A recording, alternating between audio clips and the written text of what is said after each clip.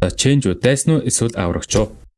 За махны үн өслөө ченжүүд буруутай, долларын үн өслөө 8 шаргын ченжүүд буруутай, ногооны үн тэнхэр татлаа ченжүүд баяжж байна. Энэ үгийг та өдөр болгон сонсдог биз дээ. Бид тэднийг ард түмнийг шулаач эсвэл завсраас ашиг унгаач гэж үздэг. Эдгээрч шулаач гэдэг хүмүүс байхгүй бол бидний амьдрал бүрч дордох байсан гэвэл та итгэв үү? Өнөөдөр бид энэхүү нийтлэг эдийн засгийн буруу ойлголтын цаад үнэнг задлан шинжлэх болно. Change гэж яг юм бэ? Тэд бол ихэнхдээ үйлдвэрлэгч биш гэж уруушаагддаг. Энэ үнэ. Тэд бол холбогч юм аа. За тэдний гол үүрэг бол нэг газар элбэг байгаа барааг ор байгаа газар нь хүрэх явдал юм аа. За жишээ нь завхны малчны хотгонд мах элбэг, тэгээ худалдан авагч байхгүй. Харин Улаанбаатарын иргэнд мах хэрэгтэй. Тэгээ малчны хотгонд очих боломж байхгүй. Change энэ хоёрын хооронд хорон зай цаг хугацааны зөрүүг нөхөө. Тэрээр шатхуун, тээвэр, хөргүүр, хадгалтын зардал гаргаж эрсдэл үүрч махыг хот руу зөөдгөө. Тэдний олж буй ашиг бол энэхүү үйлчлэгээнийх нь хөлс нь байдаг. Тэгвэл тэд үнийг яаж мэддэг вэ? Эдийн засагт үн бол зүгээр ч нэг тоо биш юм аа. Энэ бол эдийн засгийн хамгийн чухал сигнал буюу маш их мэдээлэл агуулсан тоо байдаг. За өндөр үн энэ бараа энд ховор байна гэж хашгирд байдаг бол ямд үн энэ бараа энд элбэг байна гэсэн тохиог өгдөө. Ченжүүд бол энэ тохиог хамгийн түрүүнд мэдэрч түүнд хариу үйлдэл үзүүлдэг хүмүүс юм аа. За энэхүү зарчмыг нэгэн алдартай жишээгээр тайлбарлая. Энэ бол гамшигын үеийн гар чидэнгийн сургамж юм аа.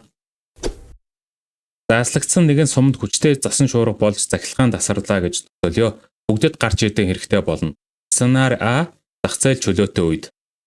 За нэгэн сэргэлэн ченж гар чидэнгээ маш өндөр үнээр жишээ нь 50,000 төгрөгөөр зарж эхэлнэ.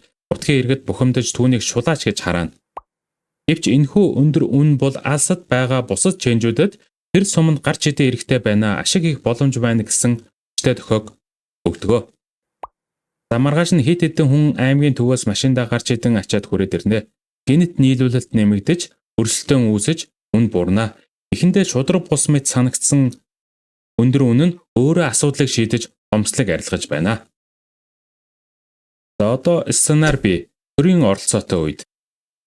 За сумын засаг дарга гар чидэн 50,000 төгрөгөөс дээш үнээр зарахыг хориглоно гэсэн тушаал гаргалаа гэж төсөөлье. За сайхан сонсогдож байна уу? Гэтэл үр дүн нь юу вэ? Аймгийн төвийн ченжүүд ашиггүй учраас ирэхгүй. Нийлүүлэлт зогсно. Ингээд суманд гар чидэнгийн архаг хомсдол үүснэ. Эцэстээ нууц хар зах үүсч тэнд гар чидэн бүр 70,000 төгрөгөөр зарагдаж эхэлнэ. Иргэдэд туслах гэсэн сайн санаат үйлдэл нь байдлыг уламд ортуулж байгааг бид харж болно. За энэхүү үзэгдлийн талаар Австрийн эдийн засгийн сургуулийн агуу сэтгэгч Людвиг фон Мисес нэгэн хурц үг хэлсэн байдаг. Тэр бол цааш шиг үн цэнтэй зүйлийг аваад дээр нь бих асгаад үн цэнэгүй болгож чаддаг цорын ганц байгууллага гэсэн байдаг. За төр аливаа зүйлд хэд хөндлөнгөөс оролцох тусам нөхцөл байдал улам бүрд ордог гэсэн санааг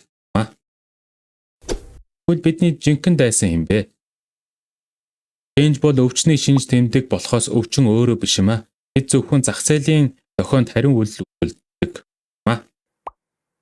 За махны үн өндөр байгаагийн цаад жинхэнэ шалтгаан завсрын ченжид биш, харин түүний цаад талын логистик, зам тээвэр, хадгалтын сул дэд бүтэц эсвэл төрийн зохицуултын гажууд байж болно. За тиймээс дараагийн удаа махны үн нэмэгдэхэд ченжүүд гэж уурлахаас өмнө нэгэн зүйлийг бодоорой. За таны жинхэнэ дайсан хэм бэ? Үнээрээ үннийг хэлж байгаа шулаач уу? Эсвэл худал амлаж байдлыг уламд ордуулагч хаврагч уу? За энэхүү бичлэгийг үзсэнд баярлалаа. Та энэ талаар юу гэж бодож байна вэ? Сэтгэл хэсэгт бидэнтэй уулзаарай. Дараагийн бичлэгээрээ уулзъя.